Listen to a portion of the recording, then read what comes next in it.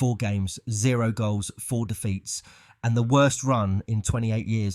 But everyone's blaming Liam Rosenior. They're missing the real problem. By the end of this video, you'll understand exactly why Chelsea are collapsing and why the Champions League dream is basically dead. Because here's the thing, it's not the manager, it's not the tactics, it's not even the results. It's something far more broken than that. Watch what happens at Stamford Bridge on April 18th. Matheus Cunha, 1 chance, 1 goal, game over. A team with 90+ million pound midfielders beaten by a man who cost 40 million. That is Chelsea's entire season in 45 seconds. And that's not even the worst part. Go back 6 days. Man City at Stamford Bridge, April 12th, 3-0, no shots on target, none. And here's where it gets worse. Enzo Fernandez, their best midfielder, isn't even in the squad. Why? Because he told the press he wants to join Real Madrid. So Rosenior sent him home, like a teenager grounded before prom night, their most creative player, benched for chatting. And then Cole Palmer, the man who was supposed to be England's saviour, limps around looking like he'd rather be literally anywhere else on the planet. But here's where it gets truly ridiculous. This isn't just a bad run of form. Chelsea have now gone 4 consecutive Premier League games without scoring, which they haven't done since 1998. 1998, the year Jerry Halliwell left the Spice Girls. That's how long ago this last happened. And wait, it gets better. After the Man United game, Liam Rosenior tells the press that one of his players was crying at half-time in a home game against Manchester United, who finished 8th last season. So let's actually set the scene properly. It's the evening of April 18th, 2026, Stamford Bridge, London. 40,000 Chelsea fans packed into a ground that smells like stale lager and broken dreams. Outside, and this is real, there are protests, fans holding signs that say "Blueco out," screaming at the ownership before the game has even kicked off. The atmosphere inside Stamford Bridge is less like a Premier League football match and more like a tribunal where nobody knows the verdict yet. Now, to understand just how catastrophically Chelsea have imploded, you need to rewind to January 2026. Chelsea had just won the Club World Cup under Enzo Maresca. They were flying, 4th in the league, Champions League last 16. The world was their oyster. And then Maresca was sacked in January, barely 6 months after winning a world championship. The owners, Todd Boehly and Behdad Eghbali, looked at their Club World Cup winning manager and decided, we'll try someone else. Enter Liam Rosenior, brought in from Strasbourg, because nothing says stabilise a Champions League club quite like hiring someone from French football. Now look, Rosenior is a decent coach. His appointment made some sense on paper, if you squint hard enough in bad lighting from a significant distance. But here's the problem. He inherited a squad that was already fractured, players who didn't want to be there, an ownership group who'd gone through managers like most people go through socks, and a fan base that was, let's say, sceptical. And then there's the Enzo Fernandez situation. This is something else entirely. Fernandez, who Chelsea bought for over £100 million, apparently went to the media and talked about his admiration for Real Madrid.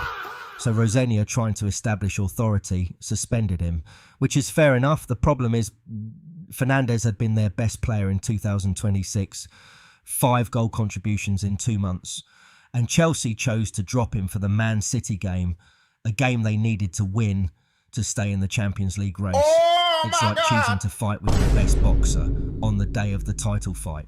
And Cole Palmer, the golden boy, the reason Chelsea fans still have any hope. This season, after a groin injury that kept him out for 2 months, he came back looking like a man who'd read about football in a book but never actually played it. He's drifting, disconnected. Against Man United, he literally limped off the pitch mid-game, and according to one journalist, it wasn't entirely physical. There's frustration, there's disillusionment. Cole Palmer, Chelsea's most valuable asset, looks like he's thinking about his exit strategy. Now let's talk about the Champions League elimination, because before this domestic collapse, Chelsea were humiliated in Europe. Paris Saint-Germain, round of 16. The holders came to Stamford Bridge and made Chelsea look like a Sunday League team that had somehow wandered into the wrong postcode. 5-2 in Paris, 3-0 at home, 8-2 on aggregate, 8-2. To put that in perspective, like the last time Chelsea conceded 8 goals across 2 legs most of their current squad were in primary school. And here's the beautiful irony of all of this. Chelsea are now fighting desperately to qualify for the Champions League next season. Despite currently being in the Champions League this season, they went from competing in Europe to praying we're allowed back next year in the space of about 6 weeks. The Premier League this season has 5 Champions League spots. Liverpool are 5th, Chelsea are 6th, 1 point behind. But Brentford and Everton are only 3 points back. Brentford and Everton sniffing around Chelsea's European spot like two foxes circling a very confused, very expensive bin.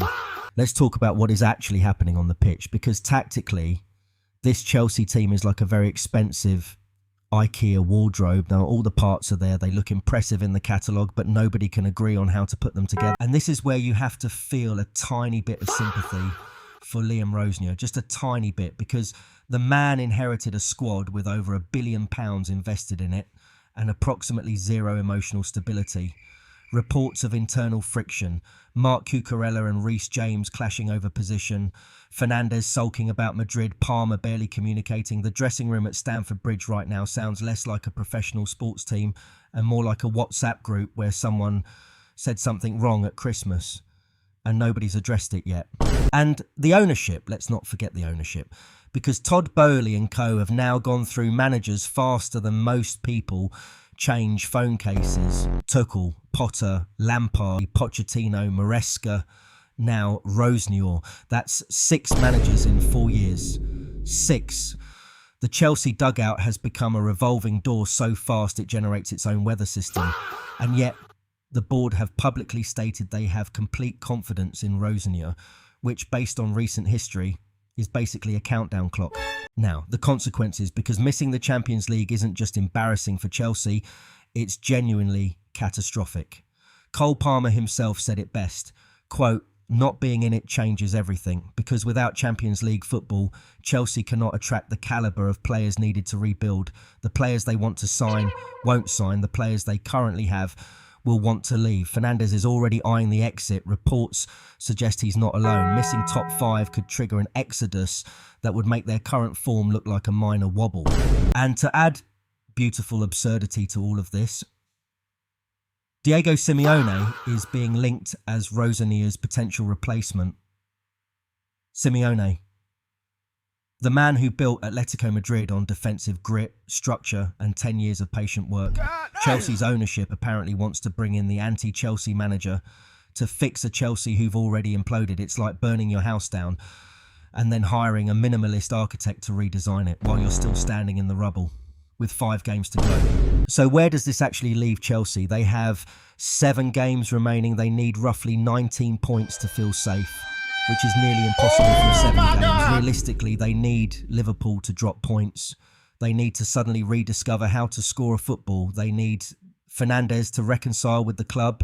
They need Palmer to find his form. They need the fans to stop protesting long enough for anyone to concentrate. And they need all of this to happen simultaneously in 5 weeks. It's not impossible. It's just very nearly impossible.